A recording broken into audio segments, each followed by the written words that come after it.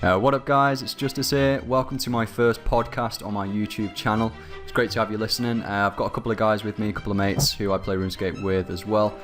One of which does have a YouTube channel as well, leave it in the description below. I've got Ash here, name in game is Omni1. Do you want to introduce yourself and let me know what type of playstyle you are? What I do know is that you've got a max cape and you're heading for a comp cape. Alright, hello, my in-game name is Omni1, but I recently changed it to Petal Riot. Nice. My main game style is probably PVM and slash, going for trim comp cape at the moment, and yeah, that's pretty much it. Sweet. And I've got Danny here with me. RuneScape name is L Bomb Tank. Do you want to tell everybody what sort of playstyle you are and what your goals are in game at the moment? Again, I'd say probably the same as Ash, so I'm going for max cape in the minute, but I like to PVM at the same time because skilling is very boring. I will say that. Nice. Some rage comments of skillers in the comment section coming up. But yeah, no, again, you guys know what sort of playstyle I am. I'm a social PVMer on the game. Skill when I'm in the mood to do that or when I'm chilling out AFK and maybe editing some videos. Today is a podcast on the combat beta changes. The combat beta changes in May, but also previous ones as well. And we're also going to talk about some boss changes potentially at the end. May split that up into a part 2 or part 1. All depends on how this goes really. So I'm just going to kickstart it. We've got a few topics to go over. Again, it's going to be talking about PNX, different ability changes, life bonus changes, critical hit chances. Going to talk about how Rocktails and food has changed in terms of cooldown. And then again, like I said, finish off with boss changes and how they've been buffed or nerfed or stayed the same. So we're going to head off and kickstart this episode with talking around PNX. So what does this include, Ash? What I know is that it's about a 1 minute cooldown. How do you think this is going to... Oh god, fire alarm, fire alarm. What was that? Where's he? Is he gone now? His house is burning down, guys. Sorry about that. We'll be right back. Okay. Oh, he's back, guys. He's still alive. I died. You died and came back to life, did you? Okay. Yes, the house was on fire. Send me a screenshot and I'll put it on the video. That can be the backdrop. Have you just legged out with your laptop? You're carrying on the podcast. Nice. Yes, my leg is currently burning. Don't worry, it's only 3rd degree. That's fine. You remind me of this YouTube video actually where it was a guy playing games who was that addicted to it and there was a fire going on and everything and he was like no, I can't leave this game. And then he legged it back into the house just to play the game again. Alright guys, we're back after that spontaneous part of the video that was not made up. So Ash, PNX, how do you think this is going to affect PVM? Mainly we use PNX for the initial hit, start Rago. Maybe at next when you're tanking Ice Prison solo. But really, it's not going to affect it because the 1 minute cooldown isn't that much compared to... You can just eat Rocktails instead of just PNECing, I guess. Yep, no more PNECing at the beginning of Virago trips. But yeah, maybe you could get away with that because if it's 1 minute... Maybe it is 1 minute until Virago jumps down, I don't know. What do you think to that, Danny? PNX, not much to say really, but... No, again, like, going on from that, I do think it will just be the initial entry hit. And I suppose with certain rotations like Team Split or whatever, when they might, you might actually need them because you might take the 8k hit. It depends really, like, it's not really going to affect that many people, I don't think. It's only going to affect like the hardcore bosses who kind of rely on them. It might be a bit problematic though if you are escaping the Barrows tunnel at the end. Yep. Because a lot of people will like usually have them on. But yeah, I don't really think it's that much of a change, to be honest with you. Alright, so on to the next topic. PNX, not massive change, shouldn't impact much. Just to wrap that up, obviously may just impact high or hardcore PVMers, but the majority of players it really doesn't really impact. So moving on to Asphyxiate and Destroy, they don't stun anymore. How do you think this is going to affect, for example, maybe Virago, Ash? Stuns are not really used on Virago because he's immune to stuns, but stuff like Vitalis... maybe Vitalis are immune to stuns, but stuff like Stone Clones, yeah. Phase 4. People use Asphyxiate on them, so they just die in 1 hit basically with Asphyxiate. Now it doesn't stun them. Clones may do more damage, but clones are easy anyway as long as you don't know what you're doing and you're not sadly bomb tanking. Yep. And get raped by them. Yeah, true. Good point. Okay, on to the next topic. Again, not a huge one, that one. I want to focus on life bonus scale to your constitution level. So this is a huge change. Again, going backwards, some people may argue, are we just going backwards, Jagex? Should we not be going forwards and stop looking back? Stop scaling it to legacy mode. We want EOC. There's loads of different topics which you could go into, but 99 HP, for example, or constitution, it used to be called hit points, is now equal to, is it 9,900 base life points? So I'm just going to mention one word to wrap up my thoughts, VOIDSCAPE. What are your thoughts on it? That's my opinion as well. The reason why people didn't use Void at places like Virago and Rots is because of the terrible life point bonus. Because when you're DPS in Virago, the only hits you'll take is stuff like Green Bomb, Vitalis hit, the 2k hit, and stuff like that, which doesn't affect your armor bonus. So pretty much Void, if you're DPS in Virago now, you pretty much have to have Void unless they change the life point bonus back. Yep. And Danny, what are your thoughts on it? Again, Ash is pretty much leading this for both of us. I agree with him. It is literally just going to be VOIDSCAPE because it doesn't seem like armor life point bonus is actually going to make that much of a difference anymore. It does seem to be the damage side of the armor rather than, oh, will this actually help me survive? Because if it's a set thing, no matter what, depending on your life points, then it doesn't really need armor to boost those life points. Yep, it's completely true, because that leads nicely on to the next topic, really, around how the change in the life point bonus aren't they on different armor sets. So it's only now going to be on specific armor sets, and will this be a bad thing, a good thing? So for example, they've removed on all armor sets except for Nex sets and above, so i.e. Port's armor, the level 85 tank armor such as Tetsu. However, what I did notice on the beta is that tier 90 armor, so your power armors like Tectonic, Malevolent and Serenic. If I'm right here, I'm not sure, but I'm pretty certain they don't have life bonus. So in my opinion, I feel this is a bad move. Wouldn't it be better idea just to have, for example, tank armor with the life bonus and then power armor without? This would then make players differentiate their armor use depending on PVM or PvP circumstances. So maybe when T90 tank armor is launched or T95, this may be chosen more over the T90 power armor for new bosses, especially if you're playing a tanking role. I don't know what your thoughts on that are, whether it should be separated like that, or what are your thoughts on this topic? Ash first. I wouldn't say, I don't know, it's very controversial. Tank armor is buffed in the beta because of the damage reduction bonus, which is really nice for stuff like Virago, where your blue bombs always hit you, so your armor bonus didn't really matter that much. I know it did because it did scale the damage from the blue bombs down. Yep.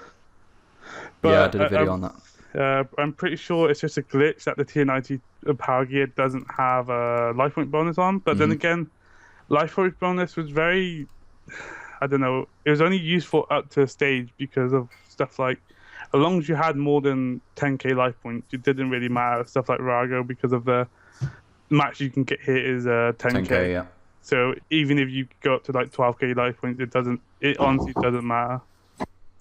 So yeah, if you have your base points 9,900, and then let's say you did wear tier 90, but if you did wear tier 90 armor, which doesn't have the life bonus, probably is just a glitch. But if you did, well, I suppose you just hit a shield on, wouldn't you?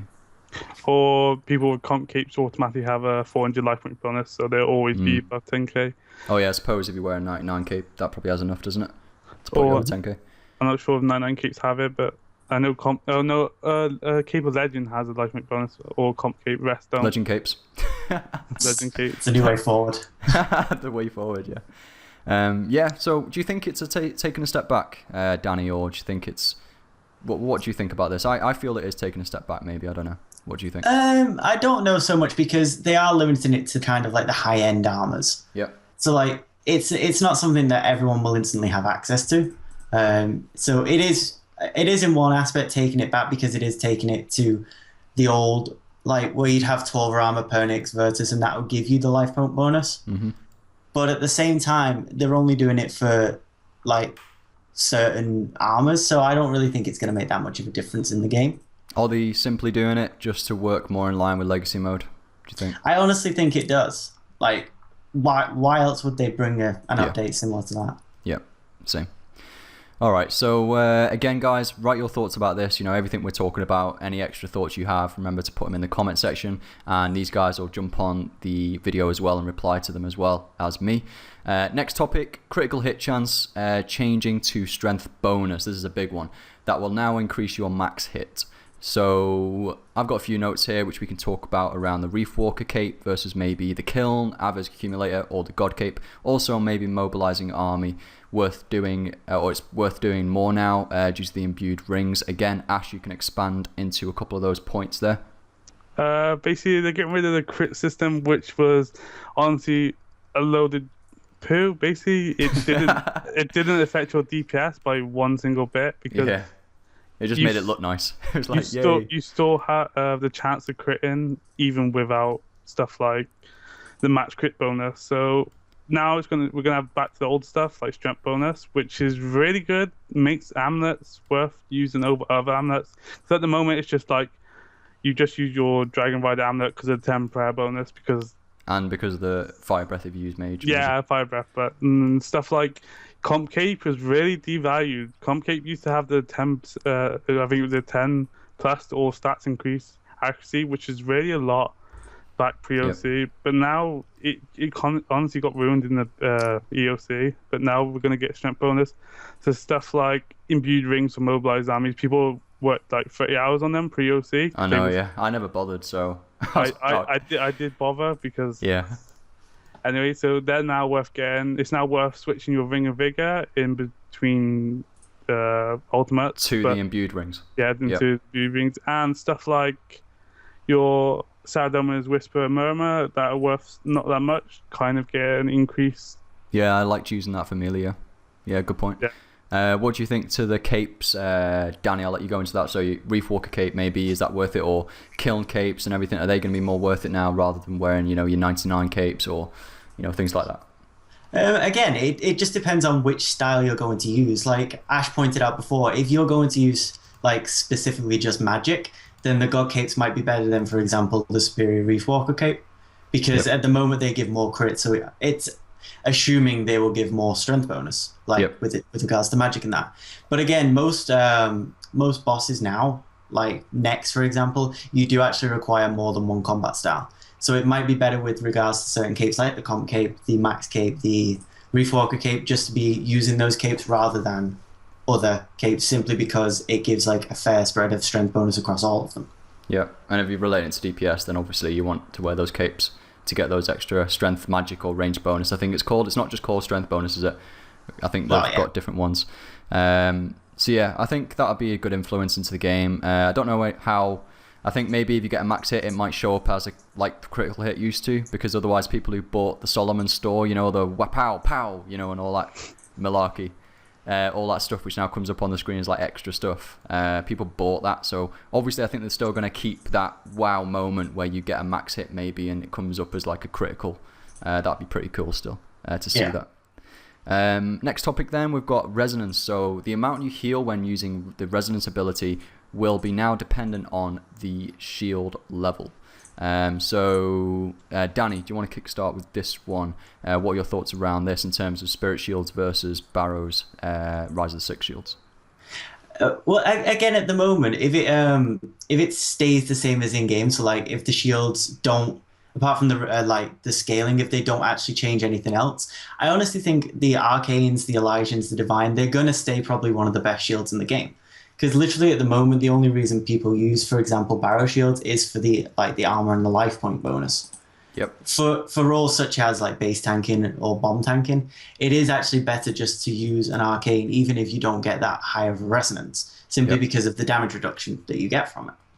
Yep. Good point. Yep, I do agree with that. I think bomb tanking, you know, you do feel a huge impact, a huge difference when you put on a chaotic shield or a Barrow shield versus a spirit. It is a huge difference. Yes, your prayer points go down, but to be honest, if you're surviving easier, if you're making your life easier, it's not hard just to drink a sip of a prayer pot every so often, is it? Compared to actually having to maybe dying or, you know, getting low life points and having to eat food, which as you find out now, which we're going to go into later with the topic of food now actually creating a cooldown, I think again it might be better to have those spirit shields to reduce that damage and need to eat.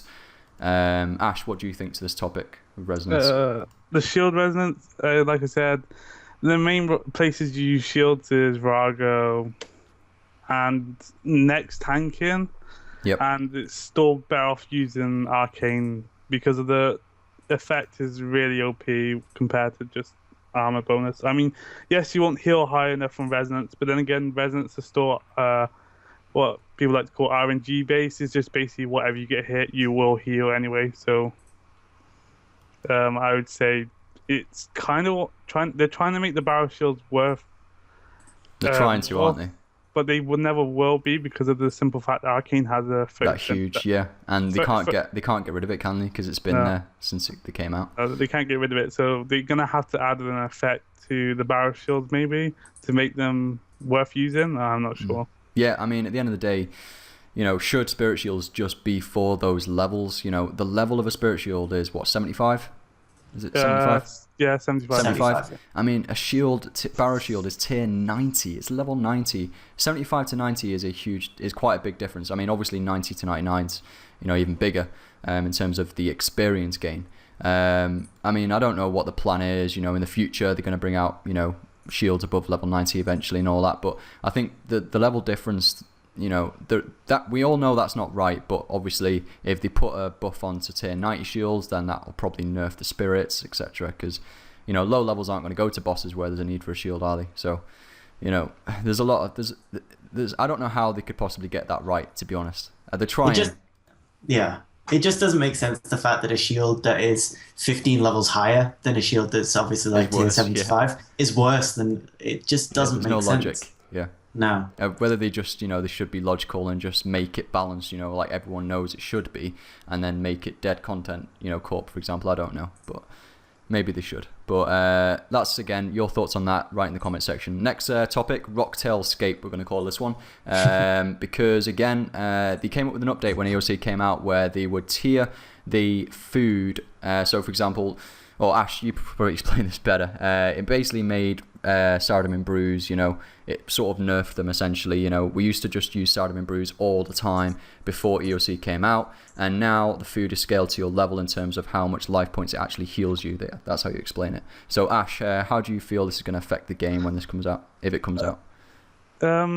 Basically what happened is now basically you don't need to contribute to them until eat Rocktails to get the full effect. So now when you're level, they have to do it because of the scale life point bonus. You have 9,900 life points, and but then again, you only get 9,900 bonus with level 99 HP. So yeah. I'm not sure. It's mainly in line with the PKing, but then again, I feel like they're changing a lot of update just to benefit the PKing, but not realize how it's going to affect the PVM. Yeah. Affect the PVM, which is mostly people play RuneScape 3 for as the PVM / skilling.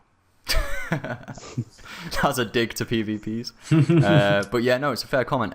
Obviously, any PKs out there, I do strongly believe they need to make it more balanced for you guys to come back, and that's what they're doing with Legacy. But they're trying to make EOC work with Legacy, and there's going to be pros and cons. There's going to be pitfalls within it, and there's going to have to be sacrifices. And this is a big sacrifice, I feel, to PVM, a huge one, to make it work for PvPers. I mean, it actually at the moment is making lobsters more worthwhile fishing for low levels. It's making people think more about, when they get to a HP level, awesome, I can use this now, next tier food, because I'm benefiting more out of it. And, it makes the economy better in my eyes as well.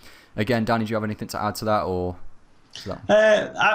Not really. I'd just say, it does seem to be going back to what it was. The higher end food seemed to just be the best food all around. It used to be just in the day where you'd have sharks, and everyone would use sharks simply because they were the best food. But I'd say I do actually agree that this update is actually quite good.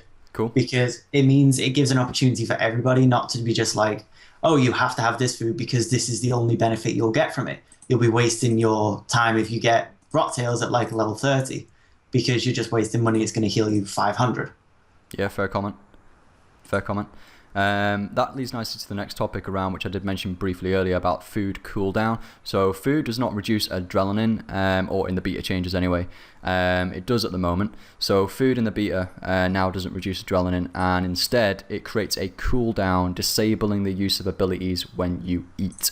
Now again, this is a huge impact on any DPSs out there, and I'm sure you're probably raging maybe against this update because now you can't hit as high, you know, when you've got to eat potentially, but you've got soul split. So again, it may affect the bomb tanks more though. Let's weigh up these different options which you can now take according to the beta changes. Ash, do you want to kickstart this one? Oh, yes. This is good. It's not going to affect DPS as much because DPS is use soul split. Mainly around soul split. The people that are going to get hit hard the most is bomb tanks. Bomb tanks. The reason why they use PNEX is because of the adrenaline. And if you're getting absolutely raped and you have to eat and you can't use any abilities, you're not going to build any adrenaline, so you're just not going to get your thresholds or your ultimates that you need for bomb tanking, and then you just end up eating all your food without... And then you can't get to that barricade for a red bomb or something. No. Yeah, and you're like, shit, and there's like red bomb like spamming at you on phase 3 or something, and you're like, and then you're trying to eat. It'll be the expert bomb tanks you'll need expert bomb tanks now to be able to like last 4 kill trips maybe, you know, rather than, you know, average bomb tanks now, which can do it. Maybe, I don't know. Your thoughts on that? I got on the yes, your bomb tanks need to be more skillful now, but at the same time, I don't know if the importance of restoration stop you from using abilities. Yeah, that's a good point. If they don't, they may be worth using. Because the problem is when they release them, people are just like, wow. People use them for next solo, didn't they? Yes, because you didn't lose adrenaline, but there's kind of dead content because it made your food cost twice as more because of the energies and the... I mean, and the problem is if they heal you on when your life points drop below 50%, and as a bomb tank, you will know your life points always drop below 50%, but doesn't mean you're bad bomb tank. It just means you're just... It's that part of Raga where it's phase 3 where you're invoking it, you're getting tons of bombs at you because it's the most effective way to get phase 3 down, but your life points will always go below 50%, and that means you're using food when you don't want to, so that's even worse. That's why the portent restoration didn't really work off that much. So Dan, do you know have you tried out the portents or not? I probably agree with Ash's comments because I have used them a few times, and as bomb tanking, it's just kind of like a clutter in the inventory. You do often stay below half life points, and if you've got this constantly like healing you and that, especially if they then trigger a cooldown, it's going to get rather annoying. The fact, because you don't want to be full HP all the time because there's different ways of getting HP back as bomb tanking. Yep. But if the food is then triggering a cooldown, the bomb tank will rely a lot on abilities rather than the food. It is just going to get rather annoying for the bomb tanks. Yeah, no, I agree that. And again, if anyone has used the portents in the beta changes or would like to try it out, let us know if it does create a cooldown or not. It would be much appreciated. It'd be nice to hear that in the comments section. So again, about 20 minutes into this video now, we'll go on to big topic. We're not going to cover melee versus mage versus range in terms of abilities because we won't go too much into that. It's constantly changing in the beta. It's not balanced still in the beta in my opinion, and they're still working on it. And it is a shame really how it influences prices in the live game, but that's just the way it is. Again, these changes aren't going to be coming until the summer, so again, no rush to do anything in terms of the live game. It's not in the live game yet, and there's still going to be plenty of changes to come in the next couple of months. So again, we'll go on to we'll end the first podcast there actually, guys. I think we've gone through quite a lot in terms of the May beta changes and also some of the old ones in terms of PNEX and everything. Let us know how you felt this went. Again, it was the first podcast on my channel. Any thoughts, comments, write them in the comment section. We'll be replying to them. Thanks a lot for tuning in, guys, and we'll see you in the next podcast where we're going to cover the boss changes in terms of what's been buffed and what's been nerfed. So that's going to cover the QBD, Cowfight King, and Nex more specifically, and a bit on the God Wars dungeon bosses. So thanks a lot, guys, and see you in the next video.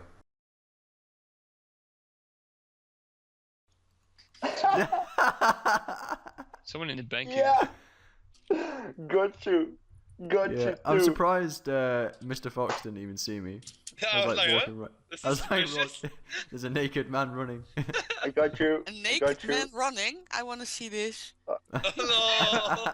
Traveler. This Jacko and Lolly. You sexy half naked man. I'm a robber. Wait. Oh no. Yay! You got the dude. Yay! Yeah.